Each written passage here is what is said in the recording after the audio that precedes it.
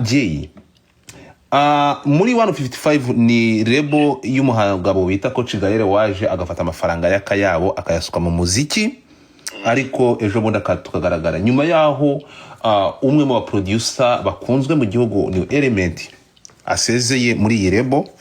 Yasezera Element? Ego, Element yarasezeye yavuyemo nyuma ku makuru mfite, aya namakuru mpagazeho, yarasezeye ndetse bikavugwa ko ubu turi kuvugana abanyamategeko ubu turi kuvugana bohereje email bayohereje Element yishyuza miliyoni 75 z'amafaranga y'amanyarwanda agomba gusubiza iriya rebo yabagamo nk'umuproducer ndetse nk'umuhanzi. Oya, yabagamo nk'umuproducer gusa. Nk'umuproducer gusa. Simbizi. Ahangaha uwo numwe.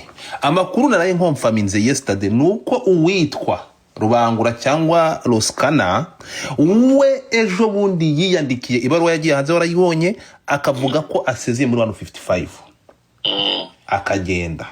Imva n'imvano bikavugwa ko ari uko ibihangano byo buruko gusohora indirimbo contract yarafitanye na bari abagabo ari uko bagomba kubura indirimbo ye budget itagomba kurenga miliyoni 5, ariko buruko aje wakazana miliyoni 10 kuzamura. Ibika mu ntandaro yuko ariyo mpamvu yatumye ava muri iyi rebo. Ariko noneho amakuru naraye mbonye mu gicuku ambwira ko Roskana yavugishije umwe mu bantu bo hariya ashaka gusaba imbabazi ngo agarukemo kuko ngo abamugira inama yo gusezera baramushutse.